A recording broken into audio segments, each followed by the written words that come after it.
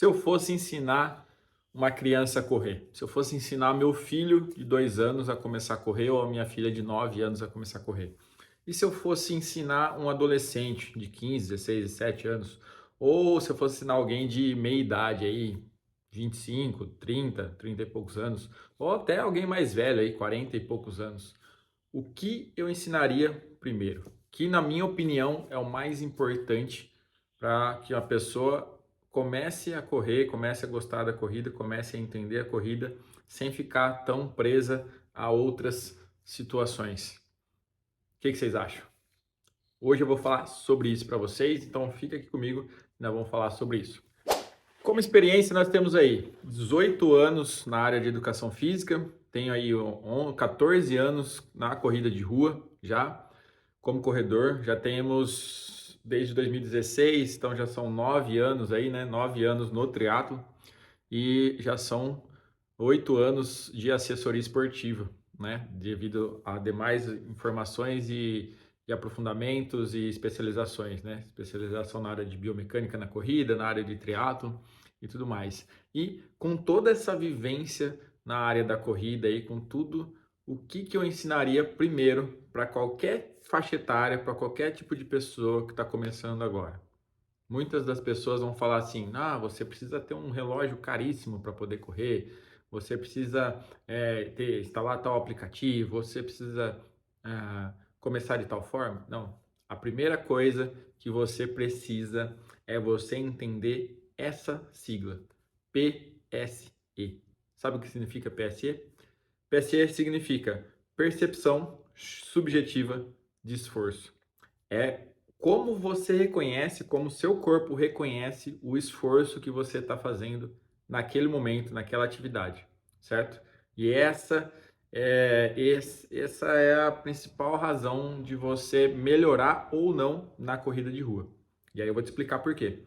Você pode ter o melhor relógio do mundo, tá? O melhor relógio do mundo, ele vai te dar informações valiosas, ele vai te ajudar muito em treino, muito em prova, mas ele não vai conseguir mensurar durante aquele momento, aquela atividade, se você tem a capacidade de ir mais ou se você tem a necessidade de diminuir mais. E isso só o seu corpo vai te falar naquela hora, naquele momento. Então, a percepção subjetiva de esforço ela é muito mais importante do que outras métricas. O que a gente pode usar como referência? Vou dar um exemplo para você. Você vai começar a correr, certo? Como que você consegue entender a percepção subjetiva de esforço? Nós temos normalmente alguns ritmos, né? Leve, moderado, forte e muito forte. Eu costumo levar esses 4 ritmos em consideração. O que você vai pensar? Todo mundo que começa a correr, e você pode ser um deles, vou até pedir para que você comente aqui quando você começou a correr, se aconteceu isso com você, você começa a correr desenfreadamente, ou normalmente no ritmo acima do que você está acostumado, e você começa a sentir aquela famosa dor de facão que eles falam, que é aquela dor na lateral aqui do corpo. E aquela dor é um aviso do seu corpo te falando, ó, você está acima da sua capacidade. Ou você diminui, ou eu faço você parar. A dor vai aumentar e você vai ter que parar, certo? Então, normalmente todo mundo que começa correndo numa intensidade acima do que está acostumado. E vai durar ali um tempinho e já vai ter que parar. E aí a pessoa acaba ficando um pouquinho frustrada e aí ela fala: "Ah, eu não sei correr porque toda vez que eu vou correr eu sinto dor no lado". Eu sempre respondo da mesma forma: não é que você não sabe correr, você estava correndo numa intensidade acima do que o seu corpo está acostumado. Você não corre, não tem esse hábito. E aí você vai correr alucinado? Não, você tem que começar num ritmo mais tranquilo, mais leve. Só que as pessoas elas têm dificuldade de interpretar o leve e têm dificuldade de aceitar que elas têm que começar leve. Elas acham que na cabeça delas elas estão bem, então elas conseguem correr forte. E não é assim que funciona. Então vamos lá. Como você interpreta? Leve. Se você começar a correr, fazer uma corrida leve, você tem que conseguir conversar com a pessoa que está do seu lado. E é isso vale para qualquer iniciante de qualquer idade. Se eu for correr contra a pessoa, eu vou iniciar as corridas num ritmo leve. Então, se eu tiver com alguém do lado, eu consigo conversar com essa pessoa correndo no ritmo ali tranquilo e conversando com ela ao mesmo tempo. Tranquilo? Ah, mas é muito devagar. Não interessa. Se você completar 1 km rápido ou 1 km devagar, continua sendo 1 km. Lembra, você está começando. Você não está indo para uma prova de 5 km a partir do momento que você decidiu que você vai correr. Não é assim que funciona. Para tudo na vida tem uma escadinha que você vai subindo. Quando você nasceu, você não sabia nada. Você começou a se rastejar no chão, depois a engatinhar, depois andar para depois correr. Então vamos seguir essa dinâmica, certo? Moderado. Como que você identifica o moderado? O moderado, se você tiver com alguém do seu lado, você vai conseguir conversar, mas você não completa frases inteiras. Você está num ritmo um pouquinho mais alto. Então você vai ter que picar a frase para conseguir conversar. Oh, e aí, tudo bem? Oh, tudo bem. E com você? Você não consegue fazer a frase inteira, porque o ritmo que você tá não permite que você converse direto, assim. Então você vai ter que picar a frase. E isso já encaixa como se fosse um ritmo moderado. O que seria um ritmo alto? Aí esquece, se tiver alguém do seu lado, você não vai conseguir conversar. No máximo, você vai dar alguns sinais para a pessoa. Legal, ok? Depois a gente conversa. Às vezes uma palavra, mas não vai dar para conversar, esquece.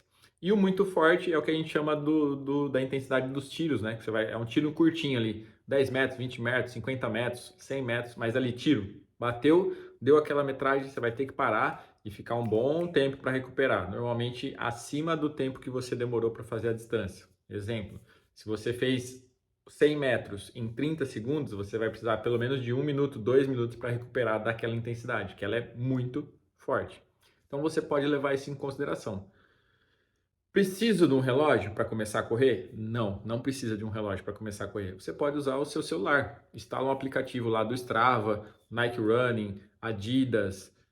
Tem vários hoje. Se digitar aplicativo para corrida, tem inúmeros, né? Então, digita lá, Strava, por exemplo. Você vai lá, faz a continha sua. Vou começar a fazer uma corridinha.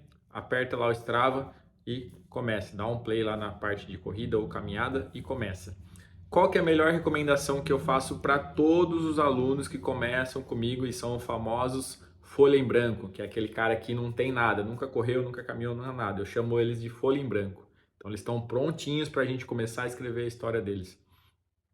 Cara, começa intercalando caminhada com corrida. Faz um bom aquecimento, dá uma caminhadinha de 5, 10 minutos ali para o corpo dar uma aquecida, né? Se gosta de fazer um alongamento, faça. Não existem estudos científicos que comprovam que o alongamento vai melhorar a qualidade da sua corrida, principalmente se feitos antes. Não existe nada relacionado a isso. Mas se você tem o hábito de fazer, faça. Mantenha o hábito, certo? Faz os alongamentos, você está acostumado. Começa, faz uns 5, 10 minutinhos de caminhada. Vai aumentando o ritmozinho da caminhada para o seu corpo dar uma aquecida e tudo mais. E aí intercale corridas curtas de 1, 2, 3 minutos em intensidades leves, ou seja, que você consiga conversar com alguém que está do seu lado, tá?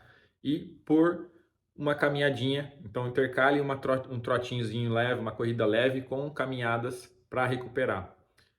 Vai por mim, se você fizer isso durante 15 dias, depois de 15 dias, o que você conseguia fazer 1, 2, 3 minutos numa corrida leve, você vai estar fazendo provavelmente o dobro. 6, 7, 8 minutos, às vezes 10 minutos num trotinho leve. E o que você vai ter que entender e que é o principal que a gente tem que guardar nesse vídeo? Você perceber, ter a percepção sua, subjetiva, de esforço sua, de entender quando você está leve, moderado, forte e muito forte. Então você tem que ter essa percepção. Indiferente se o relógio está falando para você, ó, você está num ritmo muito forte. Não, você tem que perceber isso. E aqui fica a dica final. E isso vale para todos os meus alunos e para qualquer pessoa que faz prova. E eu falo isso para eles. Quando a gente faz um aluno correr, né, e vai participar de uma prova, a gente normalmente faz testes com ele para saber qual é a intensidade que esse aluno consegue chegar. E durante os treinos que vão se desenvolvendo até chegar na prova, a gente vai ajustando esses ritmos de acordo com o teste, tá, que ele fez. Então a gente sabe todos os ritmos, o tempo de prova, mais ou menos o que ele vai fazer e tudo mais. O que eu sempre falo para os alunos, dia de prova é dia de prova. Por quê? Vamos supor que você fez um teste e naquele teste o resultado significa que você vai conseguir fazer uma prova de 5 km, por exemplo, num ritmo de 5 por quilômetro. segundo todas as informações que eu tenho de você, é para você completar 5 quilômetros em 25 minutos. 5 minutos por quilômetro. Só que dia de prova é dia. Você pode dormir bem, você pode estar disposto, você pode estar, cara, maravilhado com aquela prova, num ritmo legal, clima confortável. E aí, pode ser que naquele dia você consiga superar essa marca e correr para menos do que isso. Mas se eu colocar para você lá que você tem que correr a 5, você vai ficar preso nisso e vai continuar correndo a 5. E não tem necessidade. Então eu sempre falo para os alunos, essa informação dos 5 por quilômetro é uma referência para você seguir. Mas o principal objetivo e a principal ideia é você seguir a sua percepção. Se você estiver se sentindo bem, solta a perna, vai embora, esquece o relógio. A melhor coisa que você faz é fazer uma prova de corrida sem relógio. Cara, você vai ficar surpreso com a intensidade e o ritmo que você consegue impor sem ficar olhando para o relógio, sem ficar controlando o ritmo. Tanto é que vários atletas profissionais fazem isso. No triatlo, a galera faz isso direto, compete na natação, no ciclismo e na corrida sem o relógio, né? Normalmente no ciclismo a galera tem medidor de potência para não extrapolar, mas na corrida, normalmente os caras vão correr, eles correm sem relógio. Na maratona, a gente já viu na São Silvestre, a gente já viu várias atletas que correm sem o relógio, vão apenas pela sua percepção de esforço, tá? E a mesma coisa vale ao contrário. Pode ser que eu coloque lá 5 por quilômetro para você fazer, mas você não está num dia bom, não dormiu bem, está cansado, está muito quente, você não está se sentindo bem. E aí você não vai conseguir manter aquele ritmo, né? Você vai ter que fazer um ritmo mais leve para conseguir completar a prova. Mas está lá no relógio, está lá na planilha. Não, você tem que fazer a 5 por quilômetro. E aí você vai tentar fazer, não estando bem, você vai quebrar no meio da prova e não vai conseguir terminar a prova. E aí você vai ficar mais frustrado ainda. Então são coisas que você tem que conversar com os alunos, explicar, falar como funciona, né? Usar essa percepção, que ela é ótima, vai te ajudar muito em treino, em prova. E conversar com, se você tiver um treinador, principalmente converse com o seu treinador, dá esse feedback. Eu falo isso para os meus alunos. Acabou o treino, sentiu alguma coisa diferente, quer mandar, manda mensagem para mim, ó, fiz o treino tal, tive essa sensação. Os alunos sempre mandam e é bem bacana porque a gente consegue ajustar algumas coisas no decorrer da semana e no decorrer do planejamento para as provas, certo? Então, aprendam a entender a percepção subjetiva do corpo de vocês. Percepção subjetiva de esforço, beleza?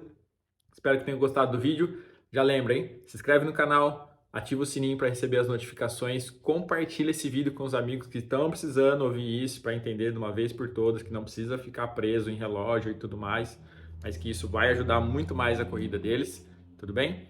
E, claro, comenta aqui se já aconteceu alguma coisa com vocês e comenta também qual o próximo assunto que vocês querem que a gente fale mais por aqui. A gente não, eu, né? Que vocês querem que eu fale mais por aqui. Valeu? Tamo junto, até o próximo vídeo.